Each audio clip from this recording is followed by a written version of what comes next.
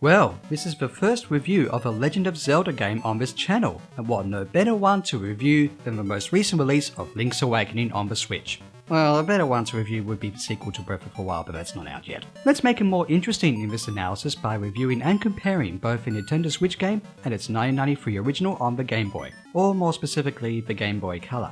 First of all, how did this game even begin development back then? Well, at first it was supposed to be a handheld port of a previous game, A Link to the Past, on the SNES. Much of the development team of that game was reassembled to make a Zelda game that was unlike any other back then and possibly even since, due to the free-form development of the writing and directing. But did it all work out?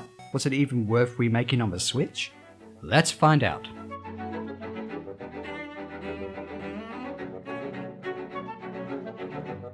This game was the first in the Legend of Zelda series to take place outside Hyrule and has a plot that was apparently inspired by the TV series Twin Peaks. Seriously, what is it with video game developers being inspired by Twin Peaks? It begins with Link on a boat at sea during a storm. The severity of the storm causes Link to wash up onto the shores of Koholint Island. Taran and his daughter Marin help Link recover.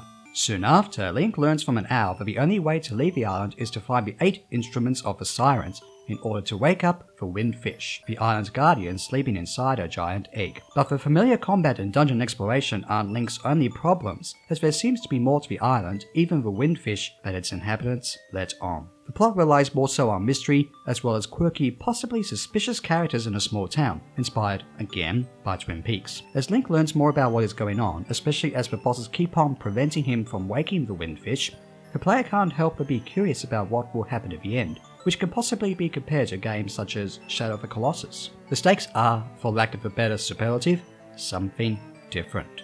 Here's the production values analysis of a review. With a Game Boy release, the colourful DX release is the only one being covered and played here.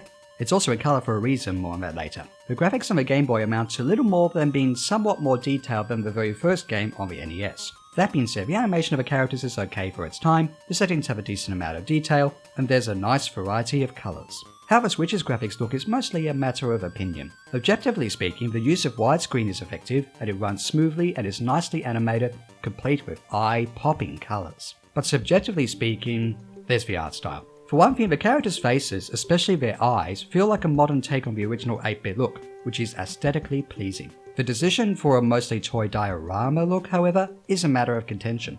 It is nice for the graphics to depart from the Wind Waker inspired art style and even the Link Between Worlds look that dominated for handheld entries in this franchise, but this art style, while very nice to look at and even cute, doesn't necessarily seem to fit the quirky nature of the game. Still, the camera perspective with the use of a tilt shift effect and depths of field are effective. The intro, animated in a hand-drawn way, is really well done, and is also a good replacement for the sprite animation in the original. The music, however, is nice across the board. While it is still very much presented in the now outdated chiptune fashion of the Game Boy, the tunes are well done. For one thing, each dungeon gets its own track, a big improvement over the mostly only 2 dungeon themes of its predecessor. This idea of eclectic dungeon music has been part of the franchise ever since, and it wouldn't be a Zelda game if you didn't hear the familiar overworld tune in some form while exploring the island.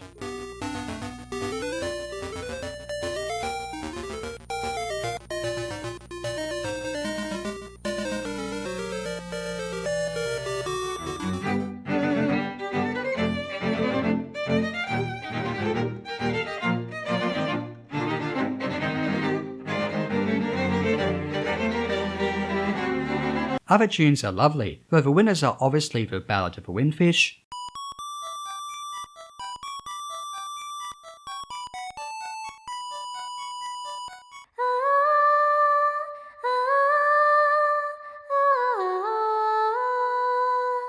and Tao Tao Heights.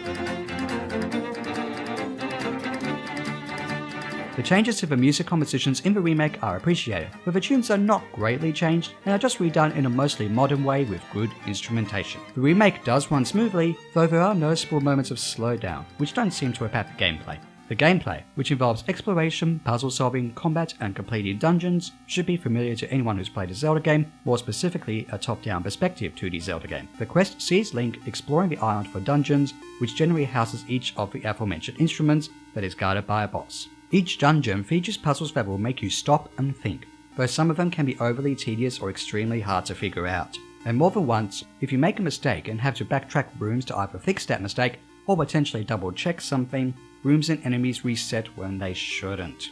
Sometimes you have to beat all enemies in a room to open a door, but if you have to or feel like going back to this room again, you have to beat the enemies again. This feels tedious and arbitrary. Some puzzles may really not be clear at first, such as certain puzzles in the 2nd and 7th dungeons, but it can feel rewarding to solve them.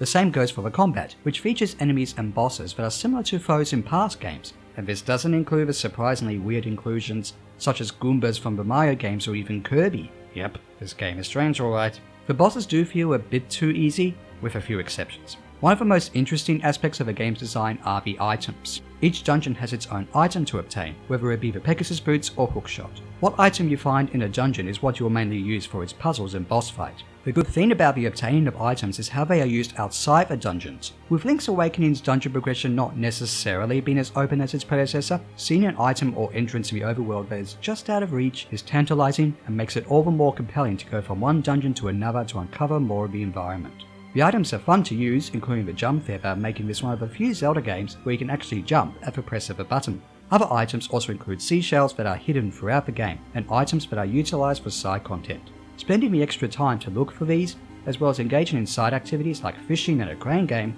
provides good rewards and good incentive to explore every corner.